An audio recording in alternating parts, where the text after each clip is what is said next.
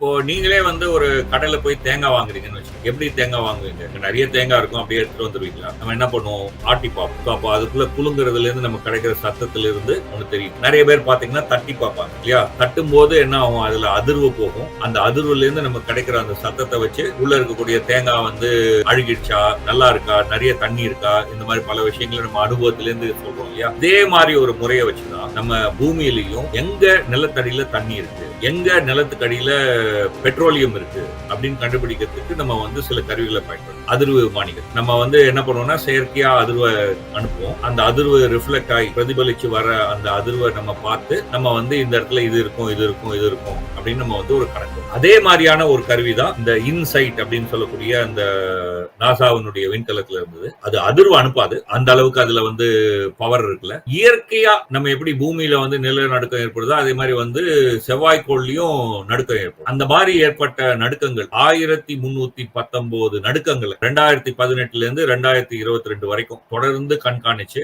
அந்த அதிர்வுகள்ல இருந்து வர அந்த அதிர்வுகளை வந்து பதிவு செஞ்சு அதை வந்து பகுத்தாராய்ஞ்சுதான் வந்து இதை வந்து கண்டுபிடிச்சிருக்காங்க. அதாவது வந்து சுமார் ஒரு 10 இருந்து 20 கிலோமீட்டருக்குள்ள இருக்கு, நீர் இருக்குன்னு கண்டுபிடிச்சிருக்காங்க. செவ்வாய் கிரகத்தினுடைய மேல் பகுதி மண்ல நீர் இல்ல, நீர் பசை இல்ல, நல்லா உலர்ந்து இருக்கு, கணிசமா இல்ல. ஆனா கணிசமான அளவுல வந்து ஒரு 10-20 கிலோமீட்டர் கீழே இருக்கு அப்படின்னு கண்டுபிடிச்சு. இந்த மாதிரியான கோள்களை நோக்கி ஆராய்ச்சி அப்படிங்கிறது வந்து மனிதர்கள் வாழ்வதற்கான சாத்தியக்கூறுகள் இருக்கா அப்படிங்கறத தெரிஞ்சுக்கிறதுக்காக தான் பெரும்பாலும் முயற்சி எடுக்கப்படுது. இப்ப இந்த தண்ணீர் இருக்கு அப்படின்னு தெரிஞ்சதுக்கு அப்புறம் நீங்களும் சொன்னீங்க ஒரு 10-15 கிலோமீட்டருக்கு அடியில இருக்கு அப்படிங்கிற மாதிரி.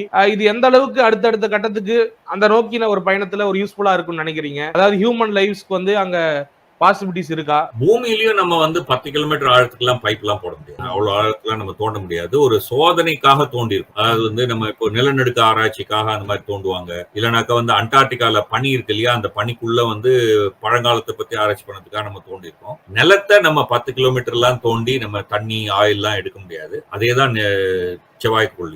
அதனால இந்த தண்ணி வந்து ஏதோ ஒரு வாட்டர் டேங்க்ல இருக்கிற மாதிரி தண்ணி கிடையாது. மண்களுக்கு இடையில அல்லது மணல் துகள்களுக்கு இடையில அல்லது பாறைகளுக்கு இடையில இருக்கக்கூடிய இடைவெளிகள்ல நீர் இருக்கு அப்படின்னு நம்ம கண்டுபிடிச்சிருக்கோம். அது வந்து அப்படியே ஒரு பாத்திரத்துல தண்ணி இருக்கிற மாதிரி அங்க அப்படியே தண்ணி இருக்குன்னு நம்ம நினைக்கூடாது. மண்ணுக்குள்ள இந்த மாதிரி திரவ வடிவுல நீர் இருக்குன்னு நம்ம கண்டுபிடிச்சிருக்கோம். அதான் இது இந்த ஆராய்ச்சி சொல்லுது. அதனால இந்த தண்ணியை பயன்படுத்தி அங்க மனிதர்கள் வாழ்வது என்பதெல்லாம் நோக்கம். இந்த கோள்களை குறிச்ச ஆராய்ச்சியில நமக்கு ஒரு முக்கியமான விஷயம் என்னன்னா, மற்ற கோள்களை ஆராயும் போது உண்மையிலேயே நம்ம வந்து நம்ம பூமியை பத்தி இன்னும் நல்லா ஆழமா தெரியும். பூமியில என்னைக்கு இப்போ வந்து கடல் இருக்கு, ஏரி இருக்கு, எல்லாம் இருக்கு இல்லையா, இதே மாதிரி செவ்வாய்க்கோள்ல இருக்கு, இப்போ இல்ல.